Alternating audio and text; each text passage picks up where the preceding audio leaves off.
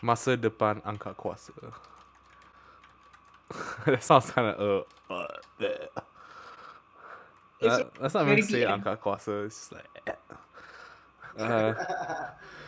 All right. Are we stirring old shit? Oh, are we stirring old shit? 2 hours later. Yes. Yes. Okay, there's got to be. Okay, Ken, on. All right. Okay, so welcome to the BGD podcast. We couldn't, as you can see, this episode is called Tepi, and it's not because we couldn't figure out a name. It's just it is what it is. So yeah, this is the last episode of the series. If you're here, if you've been here since episode 1 till now, thank you very much for supporting us, and hope you enjoyed the content. Do leave us some feedback if you have any sort of thoughts, and yeah, so don't forget to like and subscribe. Yeah, so 10 episodes of BGD.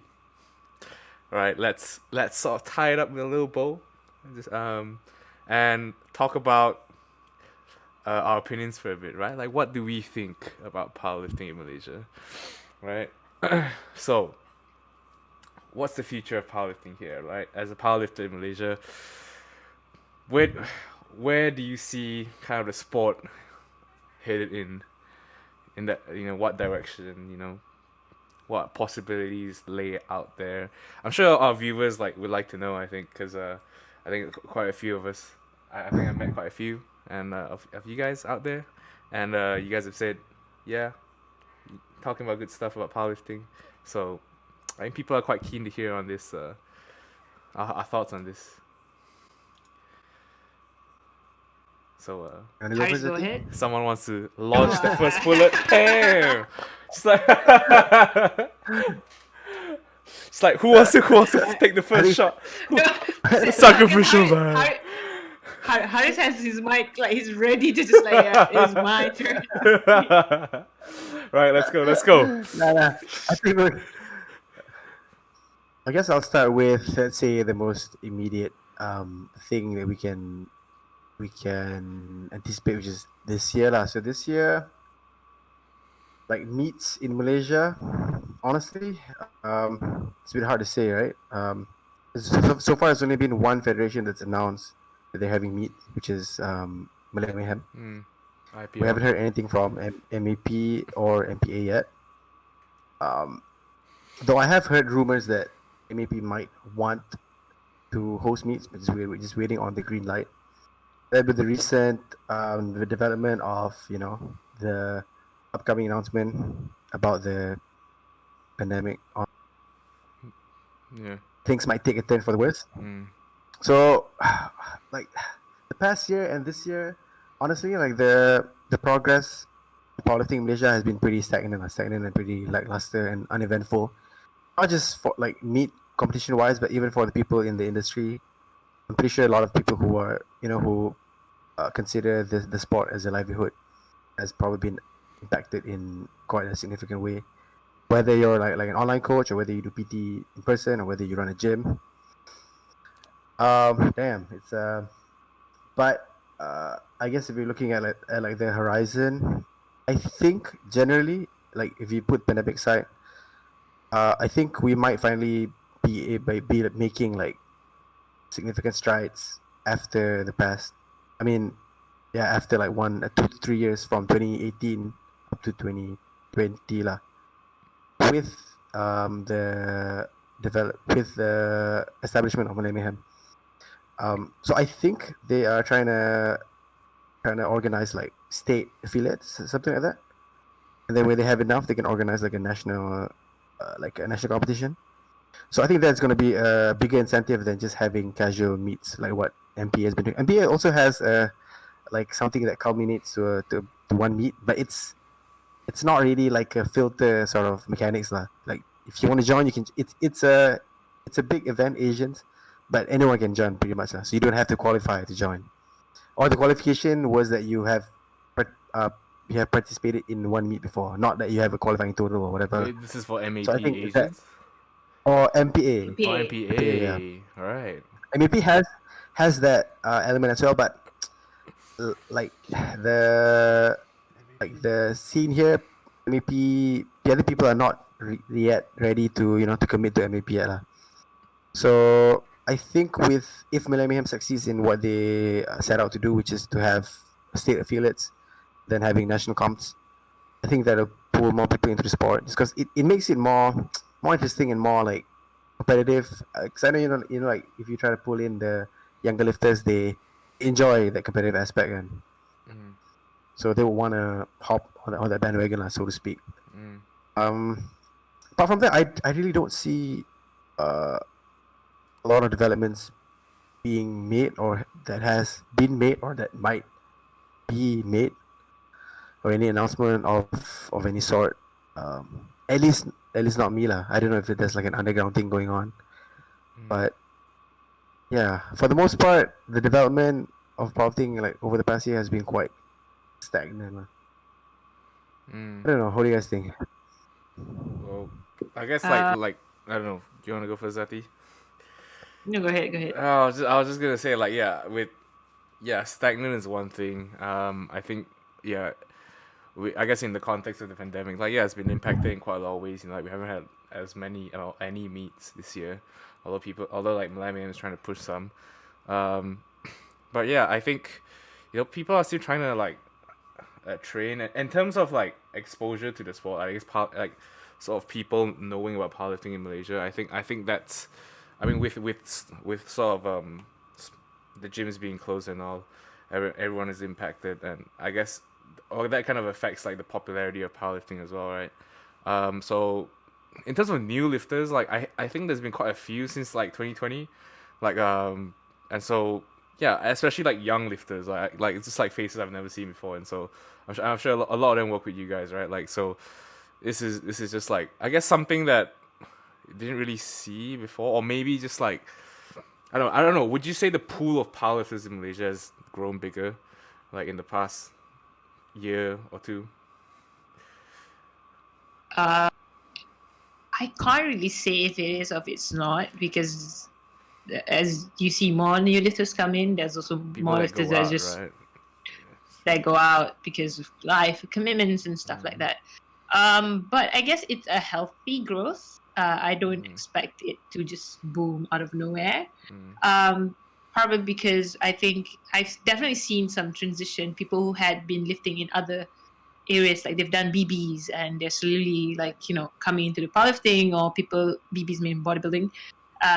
People who have dabbled in, also like people who are dabbling in hybrid stuff. They do powerlifting and also weightlifting, powerlifting and CrossFit or whatever. It's like they go in between, so they're not strictly powerlifters, but they are they're keen to do it. So I think that's where Malaysia stands at, because I don't think anyone is not anyone. I think it's very limited amount of very handful of us are strictly powerlifters. And I don't blame them for that, because I do get there's not much incentives going on for powerlifters. Like Haris mentioned, there's the lack of meets and events. Also, it can be very stressful to deal with in powerlifting. It's a frustrating cycle. It's like you want, because people who understand powerlifting if they learn it from internet, right? If they learn it from a different federation, the incentives were records. The incentives were progressing to international platforms, or as you progress into the sports, those are the things that kind of It's like fame and recognition, like that sort of status. Status. Or like if you've done powerlifting, you've had all the national records under your belt, and then the next lamppost is, say, if you want to do Asians. And in Malaysia, it's hard to get there, because not just bureaucracy per se, is like the lack of communication that we're seeing. And I think just proactiveness is something that's not apparent in Malaysia. I think that's what I think that would change if proactiveness is involved. And that's just not from the federation standpoint. it's not just a federation's job to be proactive. It's also like I think the contributing factor to growth in the scene is the gyms handling meets themselves. This is in a world where pandemic doesn't exist. If we're thinking that side, I'm not saying like okay, let's do a meet now because that's clearly not smart. I'm just saying that if you want to see growth, there are a few factors that we can add to it. So on one side is the federation hosting more, quote unquote prestigious or official meets. But on the other end, you can also have fun meets. That's something that will elicit growth in Malaysia lah, I think. Yeah, I think just in general, just like having more like, I guess, yeah, like I think gyms play a big role as well, like in terms of the growth. I mean, number one, they've got equipment, they've got space. Like, I think that the biggest issue for a lot of federations is like the cost of rental or it's like finding a big space, right? And if I think gyms and federations, I think that they work together a bit more. Like, I mean, before there was like some sort of cooperation, I think back with Outlaw and MAP, but I think nowadays like it's rare. I mean, at least it's, I don't know, I haven't seen like a lot of it. Like maybe it's not, I don't know, like for whatever reason, right? Whatever the reason is. Yeah. Yeah, it's definitely like a strong ally to have, I think, as a federation. Yeah, I mean, to drive from your point, right, Michael? Like part of growth is capacity building. You gotta build your capacity to ensure growth is there, and you can't. I never expect MEP to like, all right, we all have this amount of money that we're ready to blow. Let's just have 10 meets this year. I don't think that's smart, even if they have the resources, because you're just gonna blow one chunk of money in one go. They can have a cooperation with local gyms because that's the low-hanging fruits the strategy going in. But the principle that you have to adhere when you want to do that, you can't be selective of the gyms you want to that you want to work with. You got to be open in the kind of gyms that you're willing to work with. Because I think we're going to a second point now, is that you can't. I think what's limiting the growth here essentially is that we want to play the defensive card. Like, you are either on my team of the federation or you're on the other side of the team, which really hurts the talent there's this pool. kind of like exclusivity that's like, I don't know. Yeah, like who made this unspoken rule? Like it's just a bit.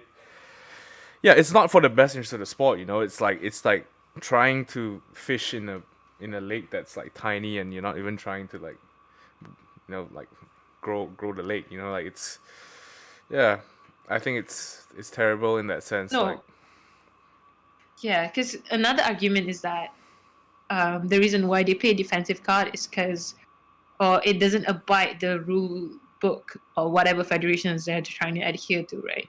Rule book exists for one thing, but there's also a room for you to object, a room for you to offer a differing opinion. Because to start with, like, let's just take a completely off topic, a completely less specific example. Hijabis lifters weren't at first allowed to wear, leggings, or weren't allowed to cover their legs or their head during meets, because there wasn't any precedent to set for that case, But that's the whole role of a federation or a leadership, is to engage the locality that you're working with and funnel that back up, right? So that the diversity, inclusivity is there. So I think with Malaysia, it's the lack of feedback loop. It's always just one way. This is what I'm going to do. This is what you're going to do. Like, it literally is just that one. Yeah, never like the consideration of like the members that are actually like taking part in the sport, right? Like, I don't know if you said this before, but like, I guess let's just name it, right? Like MAP. Like, I mean, they've got a couple of rules that, that are quite like, I mean, anti-progressive. Like, I think that's the best way to put it. Like they're not progressive, right? It's not for the development of the sport, right? Like rules such as, well, I mean, obviously they don't have black and white for this because it's just word of mouth, right? Having to volunteer to be represented as a country, whatever the case is, like, even if you're a godlike athlete that, that can't volunteer at meets, you're just having a busy life, you're not gonna go. Like, even if you got medals to win, you're not gonna go because you don't know anyone there. Number one, you don't meet this rule, and it's nowhere stated in black and white. It's just word of mouth, right? If I say you can't join, you can't join. That's it. Like, and that's the way things are done in Malaysia, which makes it really hard. Like, it's this kind of like gray area that no one wants to call black or white, for the sole reason that it's gray. Like, it's because we can't do this. That's why we're not gonna write it in black and white, right? And so these sort of like I'm just gonna keep saying it, anti-progressive behavior. Like, it's just like, I don't know. It really puts like a negative light, like, into not just like on the federation itself, but as a sport. I mean, people see that there's no way to get out, right? And then you have got Malaya Mayhem coming in, and trying to make things better. But people are still keen on trying to represent, like, I guess, the sort of like the status of this federation, right? They're trying to like still compete, and they're not sort of catering towards that demand, whereas they're just constantly playing the defensive card, like you said. No, we're doing this the right way. This is the way we do things. No, whatever criticism you have, just no. You run it then. You go run the federation. So, and anti-progressive. Word of the day: anti-progressive, right? So. Yeah, with MVP, what I don't understand is, okay, like, is it like a group of people who are running the federation for their own benefit, or like, do they genuinely want the benefit for for the listeners? Because I don't think there's any benefit to be gained from, like, what's the most they can do? They siphon money from the members? I don't think there's a lot of money to siphon from anyone. You know what I mean? So then why are they not doing it properly? Yeah. What's the point of having the fucking federation? I don't get it. Exactly. Like, if you're not gonna grow the sport, like I mean, we can only speculate, right? Like, I mean, personal reasons aside, like, like, why would they? I mean, it's it's so frustrating bringing this up again. Goddamn. Like a Ponzi scheme. Yeah. It can't be, because it's not worth it at all. Are you sure? Yeah. Are you sure? I'm really sure. No. There's I'm not alluding to anything. I'm just joking. I mean, just like this whole. I mean, this is kind of similar. Like, I mean, like, if you're friends with me, then you have a shot at going to Asians or qualifying or whatever. That sort of I guess. If I say this word, I might get banned. But cronyism. You may. Just but yeah, I mean, whatever, right? Like, at this point in time, like, I mean, yeah, they have. I think personally haven't done much to grow the sport, from what I see, and yeah, that's just it. Can I just say, okay, that's MEP. Yeah. But there's also like that's one on the lack of progress one, but also the lack of structure. I think there's no proper governance on how running a federation, which caused like a lot of paying members frustrated. Even though it's like 100 ringgit, then 80 ringgit kind of fee, but it's still money, So that's one. But on the other side, I think there's just no there's no way for you to. I would love to see a federation that can achieve this one very particular goal, make the sports a bit more serious. Like, I think for a while, MPA has gotten some traction. They got a lot of number of participation. Like, their events are huge, massive, and they're just not Malaysians. They're also, Southeast Asian neighboring countries that come and participate here. It's really interesting because that's not an easy thing to reach out, So I think for progressive, I think I would love to see MPA I'm not sure now, but like if they had stayed the way they were then, the way moving forward is how can they make the stage a bit more bigger or more exclusive or a bit more prime, because that's also another way to progress the sport, right? I think we can't say that. I want to be the devil's advocate. Like, let me put the federation hat, right? If someone comes to me like, hey, why are you not funding us for this blah blah blah, and I clearly don't have money, and you say like, okay, if you get this blah blah blah, you get to go, but I'm not gonna fund you.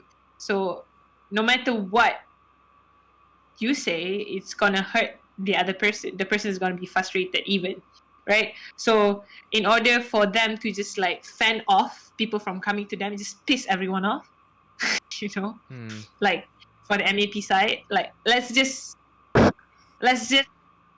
like, you know, let people become disheartened about the game so that no one comes to me, so eventually they'll die out and I don't have to bear the shame. It's just it doesn't work out. You know. I think like that's why my mind is going. That's the logic. How would you die a slow painful death? No, because that's a classic politic tactic. Is that if I'm not gonna progress and I'm ashamed of my progress, what can I do? It's like to deter people's expectation or to deter completely, you know, topple down the whole excitement around it, right? And then I think it's doing well for them because people are not looking like, oh, let's compete in MAP. People are just like, okay, whatever meets it's gonna be, I'm just gonna compete in it. Unless there's very few people are like very specific. That's MAP, we're gonna push for it. We're gonna push for it. You know. Yeah. So I think it's working to their favor. Like, I don't want to run this anymore, but I do not want to say, oh, I'm gonna like close it down because that's too much embarrassment for me. I'm just gonna, you know, flip it off like, oh, there's not much. Like, it's just gonna pivot it off or fulcrum it off. There's not much traction going on. So what you're saying is that what you're saying is that you suss that MAP is just giving up on trying to be the IPF federation. I mean, I may have been watching too much movie, but that's like, the sus. That could be it. That's the sus. Yeah, like think of it, like right. Because there's so much reputation around MAP being quote unquote incompetent. This is not me saying it, but saying like that's people the word have around. said MAP is incompetent. People have said yes. So MAP has incompetent. So rather than coming, yeah, we're incompetent, might as well just like, you know, piss everyone off, and everyone's like, fuck you then, MAP. Like, people move away and they just become obsolete and like close the book, we're done. That is an call me political mindset. Damn, that's no, like think about it. Like, it could plausible. Maybe yeah. Yeah, I don't know, because and then Mayhem is coming in, MPA is going relatively strong, and people has considered traveling across the borders previously to compete, i.e. me. You know, those other options.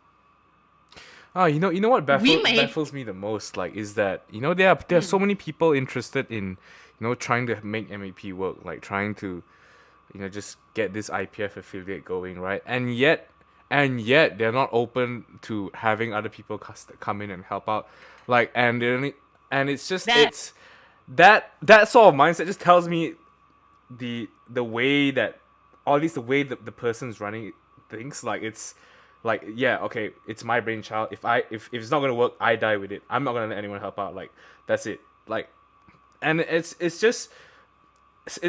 very disheartening and very sad to see, you know, one of the pioneering figures of powerlifting in Malaysia, you know, just kind of behave that way. Like, it's kind of, it's very sad actually. If I'm gonna be honest.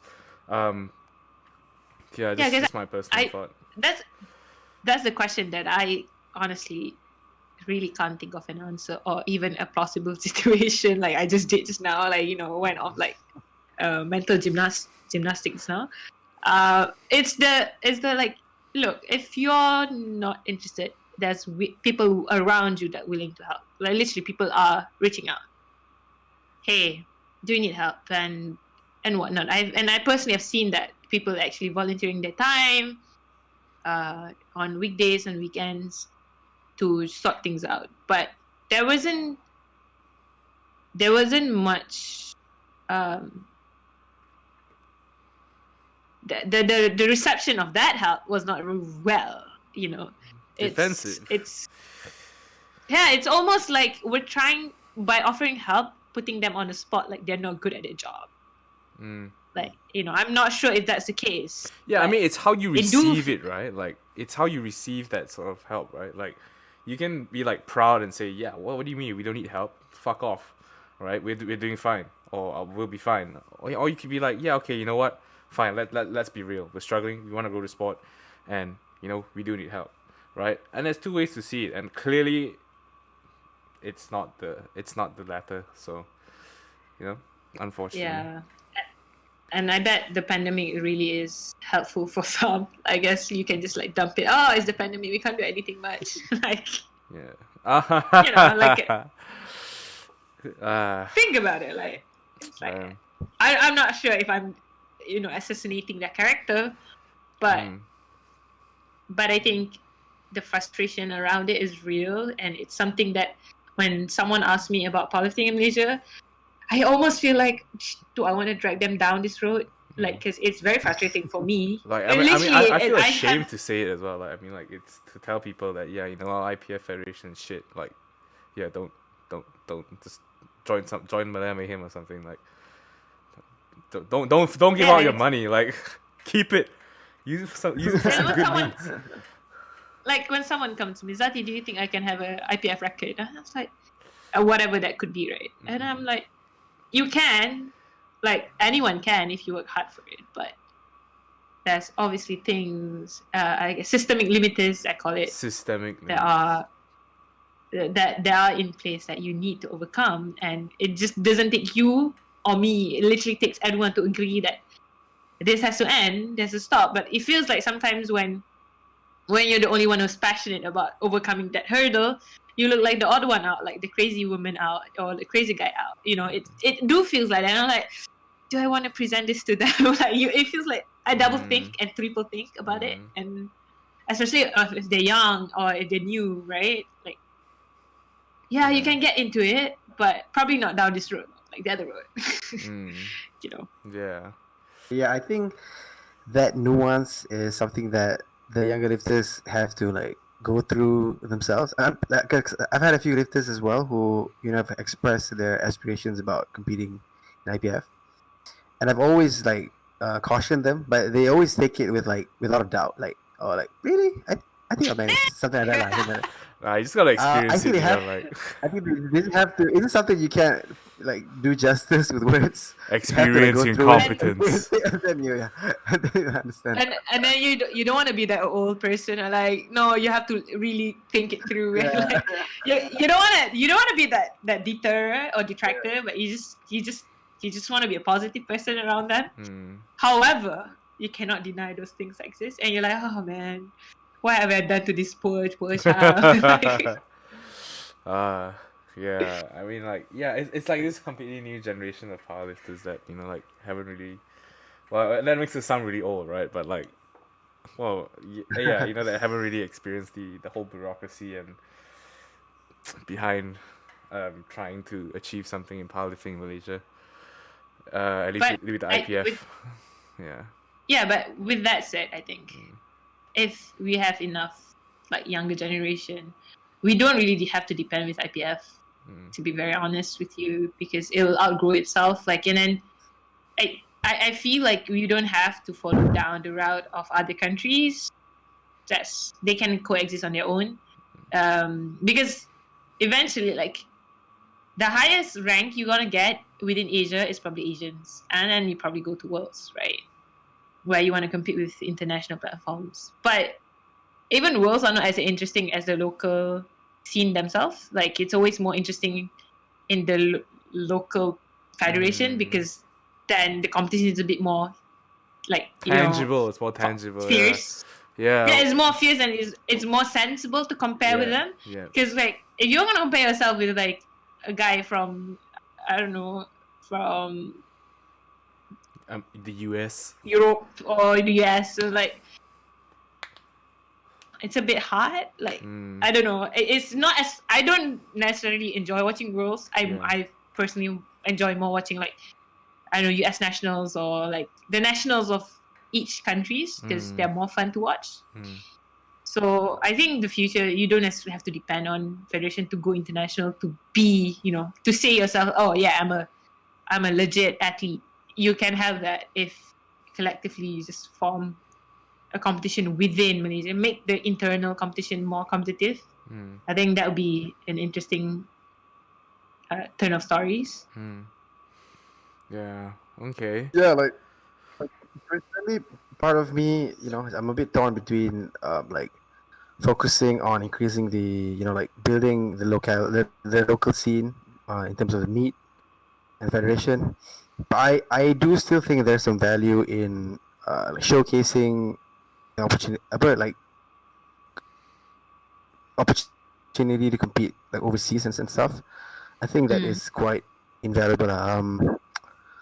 Because I think when like the perception of like general population, they see that the sport actually leads somewhere, like, or if you see you're able to compete at I don't know, Mongolia or whatever, right? And then you're able to like hoist up the Malaysian flag or something like that.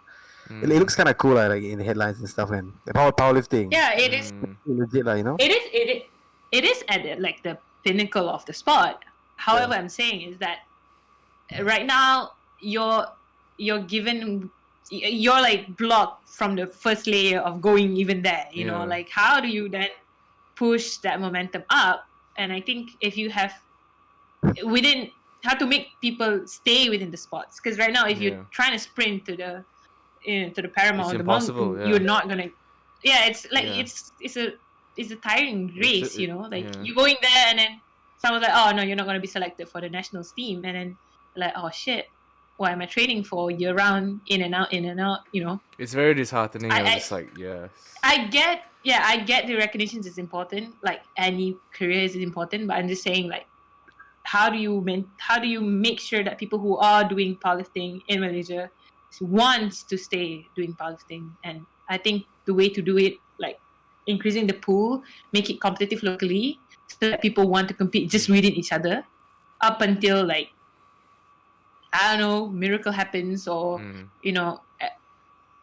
people see incentive. Oh, let's just funnel this athletes down the international line. Then eventually that will open up. But right now, I feel like you're sprinting against like a brick wall. The literally. glass ceiling. It's the glass ceiling. Yeah. Yeah. It's I think it's almost you see the peak, but it's hard when you're doing it on your own, almost.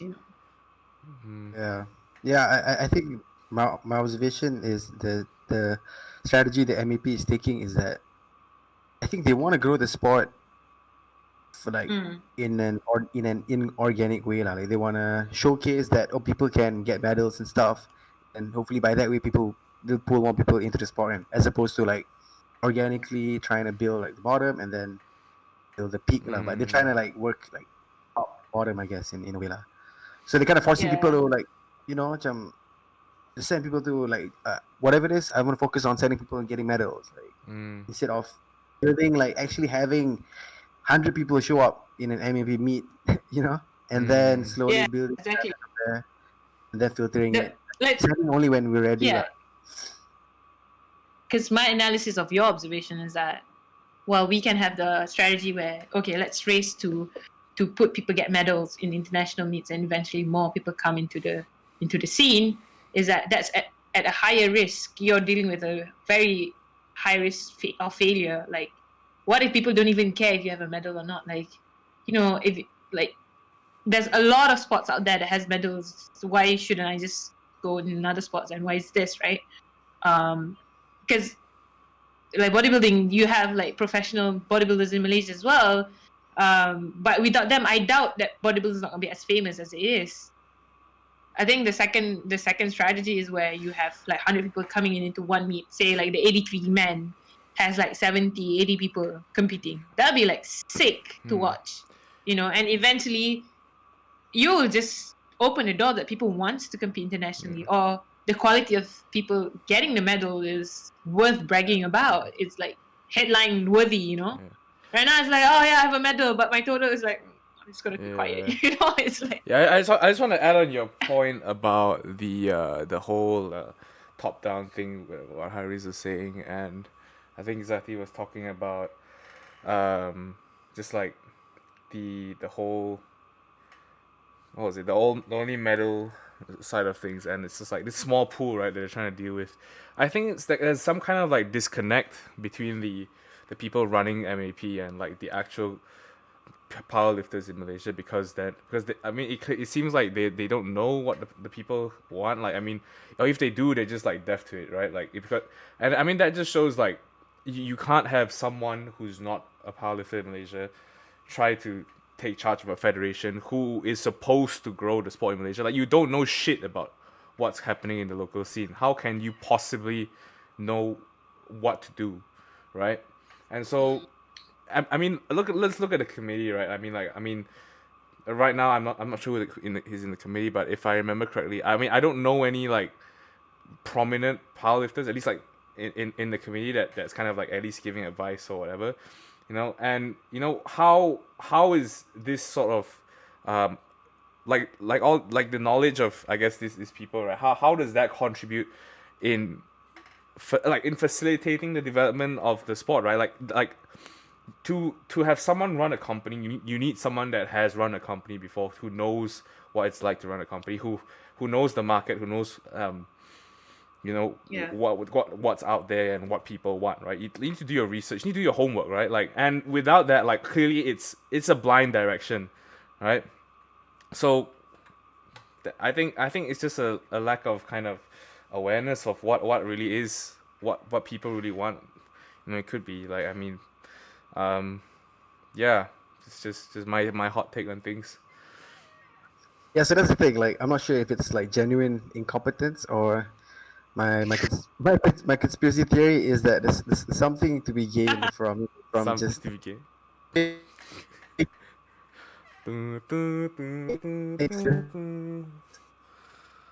It's hard to imagine that they're just like turning a blind eye because they're like so incompetent.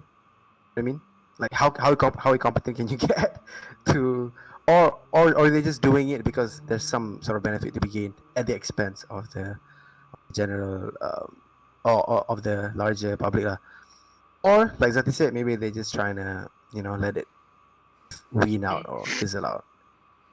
Yeah, I don't know. It's so weird, so weird. I don't be like, it can't be genuine incompetence, you know. You have to be so bad. To be so bad. I think it's, I'm not sure if genuine incompetence or the lack of direction. I think I wasn't there when this all started. I was not in Malaysia, so I cannot speak on behalf. So this is just whatever I'm saying is my personal take. I think it could be like, you know, there's so much energy going into setting up IPF sanctioned federation in Malaysia. So people were just like, oh yeah, like finally there's an IPF federation in Malaysia. So everybody who, you know, at the time probably look up to other federations around, you know, neighboring, like the closest is Singapore. Oh, now we have it here locally. You know, we can have our own local meets. We don't have to go abroad for that. Probably the energy built up in that, and then it was not carried forward because there wasn't any sort of milestone set in stone. Like, you know, usually probably people have, okay, in the first 5 years, this is what I'm gonna try. This is the goal. The phase 1 goal is so that we get our members to a certain number, say, I don't know, 200 members signed up. And it's retained members. They're not just like one-off signed up, right? And then there has to be like sort of at a granular level, what are those mechanisms for you to retain them and get them on? So I think there wasn't that in place. I assume that when you don't have the backbone of a federation, or at least the first 3 years of plan, and you're just trying to create a plan out, out of the fly, like, okay, they canceled their meet, so we're gonna have our meet next 2 months, like, and we're just gonna go with this gym and whatever. They have the equipment. We're just gonna fly our judges, which is just 3 guys, and we're gonna put on like social media. We need some spotters, volunteers. So it's just poor planning.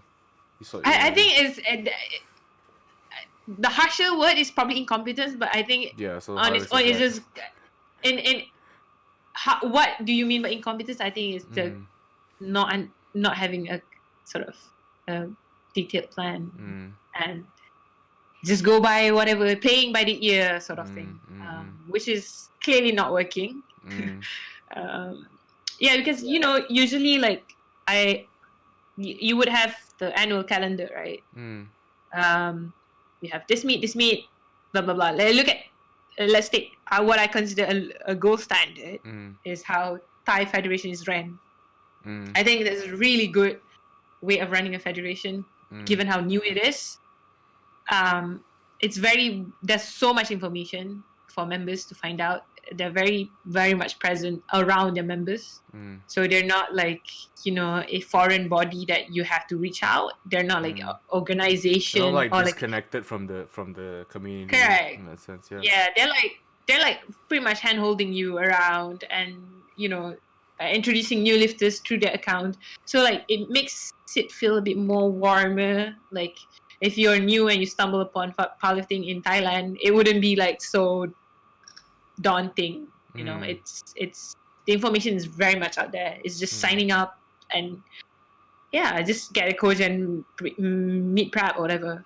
But I don't see that's the case in Malaysia, because my journey wasn't that, and I know a lot of people's journey wasn't that either. In fact, what brought me closer to a lot of powerlifters in Malaysia is our frustration against MAP. To be very honest. Literally.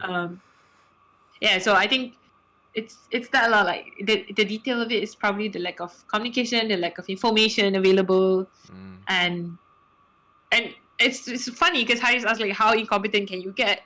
Shockingly, you can get very incompetent. You can be like strikingly incompetent for it. Like, unbelievably, that's the adjective you're looking for. Unbelievably incompetent. I'm not sure if for the lack of help that you get, like useful help. People can just like, I want to help, but they don't present themselves with ideas. They just like, just like there. I think a good way for them to like kind of just improve and kind of get a feel of what's really going on is just to ask for some feedback. Like what's going on. Like how did we do a good job? Like, I mean, how can we improve? Like that sort of thing. I think they should be more receptive towards like what the feedback from the community, and like that. I think if they want to succeed, right? Like just get in touch with, what the people want, and I think that it's not difficult. That's what I'm trying to say. It's not very difficult to kind of have a gauge and shape, design things around the needs of the community and the wants of the community, right? Like, it's. I think they kind of do in the AGM. I'm not sure. Yeah. That they hold once a year. Yeah. I think that was the mechanism that they I guess they set aside for engagement, but. Not a lot of people can spare their time to go for AGMs, and if most likely students could, like working adults, you can't afford. Like you rather take your weekend off and sleep than go for like a random meeting that could be and could not be effective for you. So I'm not sure. I think it's like they caught the winds too late though. Like it's like if you have an age, if you address these issues, like I mean after the year after things have gone bad, like you've completely missed the chance to address them. Like I mean the people that have you don't have an avenue. Like all right, if something's shit for you, right, and then if they don't ask you, if you buy a shit product, right, and they don't ask you what your feedback, you're just like, I'm not gonna buy this product anymore, like fuck it, Like why should I buy it anymore? Like what? Whereas if you buy something and you're like, oh, what do you think about the product? And you tell them it's not great, and then they say, oh yeah, okay, we noted, we'll do better next time. Like, here's a Yeah. 10% discount, whatever. Like, like that sort of like feedback. I mean, it's if someone asks you like a year of now, oh, what do you think about product? Like, fuck no, do I remember? I just remember it was bad. Like, that's it. Like, so in that with that sense, like, timing of things is very important as well. Like, I mean, the timing hasn't been too right in these things as well. So, I mean, that's just my frustration. It's my personal take. Come at me, if you got beef. Like, but yeah. So, yeah, that's just what it is.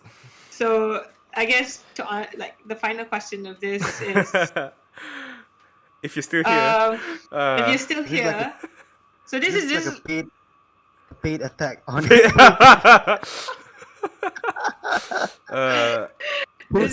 not that we want them to fail, it's just the frustrations, and I think that a better job could be done, and it's just they just gotta be receptive. And I don't know. I think anyone with some emotional intelligence could tell it's coming from passion for the sports and the care that you want it to succeed. I don't think anyone should take it personally, because clearly we're not naming names, and we're not trying to say that you're shit, but in a way we do. Like, please get your shit together. I think the question now, like, okay, now we've overwhelmed the listeners with the politics of powerlifting, which exists. It's not just, kumbaya, let's sing together and it's all happiness. No, unfortunately it's not. We would love that it is, but I think in a perfectly healthy environment, these things exist because, people live with different values and different wants and needs. So I think it's essentially good. Now, I think, what is the immediate change that you would like to see that would be in your favor? Like, what do you think would be an interesting change? I think just in general, like, more updates, more transparency. Like, I think more sort of like ideas and more plans, that are conveyed to us. Like, I mean, like stuff like, for example, like Malaya Mayhem saying that, you know what, we're gonna try to have these. We're gonna try to do these this year, and then, like, have 3 meets. I mean, that kind of shows you that, there are people thinking, there are people, trying to make things work, even despite the harsh conditions, right? And that sort of like that communication and that sort of like, I mean, transparency might be a bit of a strong word, but like that kind of communication, is engagement. Engagement. Yeah, okay. That kind of engagement is is what really kind of draws your attention and keeps you as a powerlifter, like hopeful in that sense, right? Like, okay, yeah, there's gonna be a meet. This is what I'm gonna try to do, and Malaya Mayhem, right? Why not? Okay, so I think just more sort of engagement with the community. I think that if I see that from MEP, then I'll be like, damn, like, you know what? I'll give you guys a shot. Like, you want to meet? Okay. It's just, if no one knows what's going on and you're just like, oh yeah, we're not gonna say anything, we're not gonna commit to anything, then you know what? Like, okay, that's it, right? I mean, that's that. What are we supposed to do, right? So I think that would be something that I enjoy. I mean, from any federation, really. Like, I mean, as long as it's something that they're working towards, and that would be nice. I mean, that's my benchmark right now. Just engage. It's like, keep us informed, keep us updated with your plans. Yeah. If you don't keep us updated with any plans, you got no plans, right? That's basically it. Wow, the bar is really low. That's my bar. This is my bar. I just want to support the group. What about you? This is my action plans for like each federation. Action plan. I think wow. MPA. My proposed action plans. It's just my opinion. Okay. So I think MPA should continue as they are, right, with their structure and their format. I think Malaya Mayhem should look into like target being catering towards people who want to be more competitive in the local scene. So the idea should like sort of set the coordinates towards that direction. So having that nationals, but the state affiliates that culminates to nationals is a pretty good step in that direction, I think. The reason being is because not everyone can appreciate what Malay Mayhem has to offer, right? Especially if you're new to the sport, you won't understand like how valuable it is to have, for example, like the same equipment that you're using in the platform, in the warm up area, or whatever like that kind of stuff. Those kind of nuances. Um, Whereas MPA can be seen as like more entry level casual stuff lah. And therefore MAP, I think they should chill the fuck out with trying to get medals like in international meets. I think they should probably just like stop pushing it for a while and focus on like actually having members like target members or like yeah a number of people signing up in a meet because they want to. I think they should try to push that identity of being like a drug-free environment and test the waters out, seeing how many people are actually interested in such an environment. Because last I observed, like people don't really care for drug testing as much in Malaysia, at least in Malaysia. Malay Mayhem wanted to have a drug tested segment or drug tested but people they didn't really care for it, especially if they had to pay more. So with MEP that's the case. Your membership, they paying some of the fees goes to testing lah. Some people might not even get tested like for the whole year, so I don't know what the hell you're paying for. Then so MEP should look into whether or not people are actually interested in in drug-free powerlifting, interested in drug-free powerlifting. Like where is the end goal for them? That they can compete in IPF Worlds and stuff like that. Like it has very Olympic-ish prestige to it. I think if each federation plays like their own niche role that is synergistic like with each other, not trying to cannibalize each other again. Yeah. And then the sum of it is going to be bigger lah. It's like the whole is going to be bigger than the sum. Something like that. Yeah, I agree. Yep, no, because I think what I was trying to allude to is that they three have very different subsection, like the role to play. Like they don't.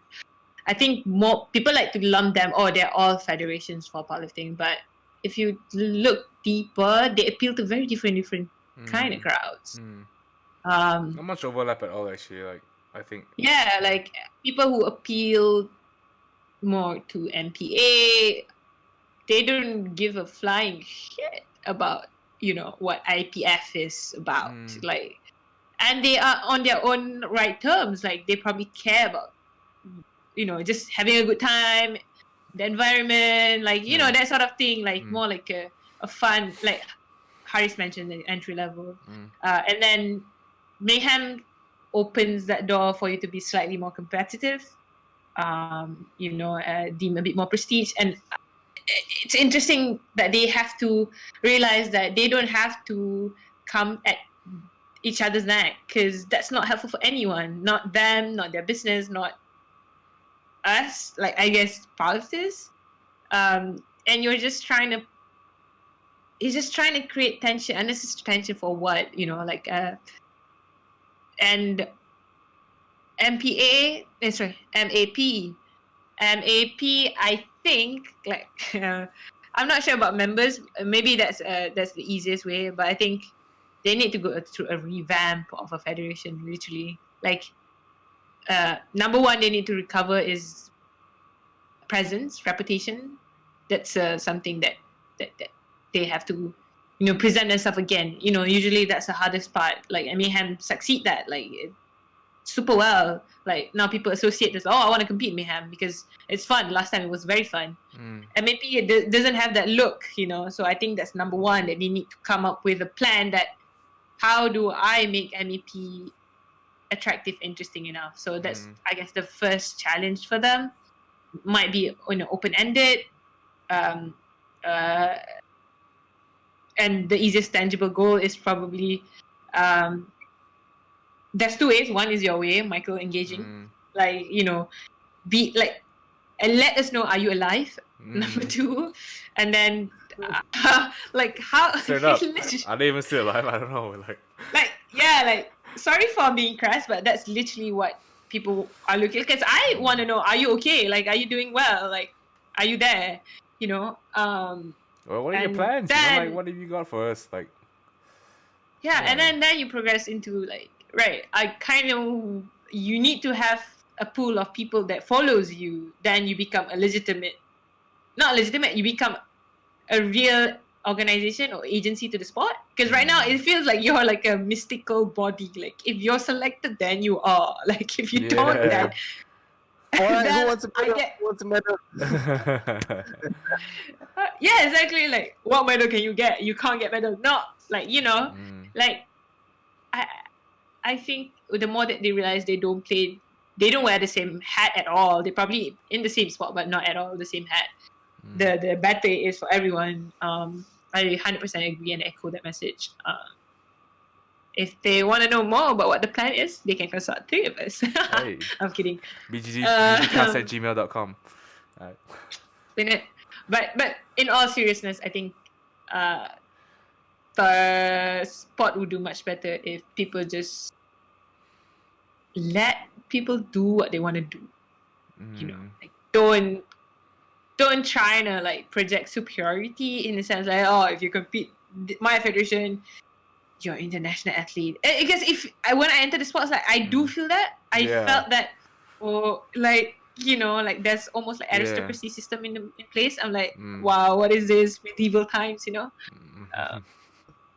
Like, it truly is very upsetting to once you realize that and you have that knowledge. I think what just MPA and Malaya Mayhem do right, I mean different than MAP, is that I think they focus it around the community a lot, like about what they want, and and just kind of meeting their demands. Like, is people want to have fun, like, and just have a chill meet. Like, it's fine, just pay $30.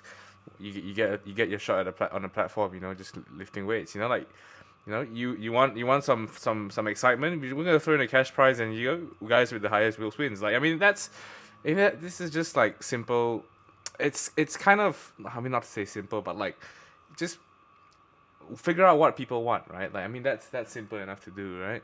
So I think that's what they're missing, and just kind of them projecting this image, like you said, of like superiority. Just kind of, I mean, you attract the right crowd in some sense, like people that want to be competitive, but you also shun away a lot of the people that would be helping you grow the community and grow increase the reputation of your federation, right? Like, and help build that sort of I guess prestige, where if you focus on that being your goal from the very start, I think that's not the right way to do it. It's like it's like you want to make money, and you focus on the making money part, but not so much about trying to give people what they want, and it's just not gonna work out that way, And I think that's just to hammer what two of you guys have said, like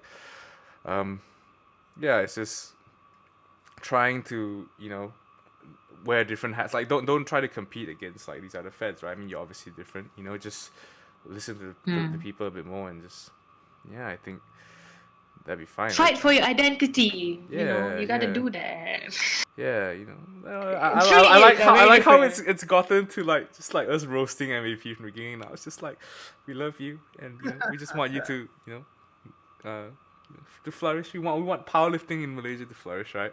And so that's the whole point of this podcast, is to to just kind of get powerlifting, get people talking about powerlifting, giving them an idea of what things are, what it's like, and get the word out there. Get the word out there, right? So I think this comes to the end of our episode. I think it's fair to say. Do we have any anything to for our valuable listeners before we close off the first series?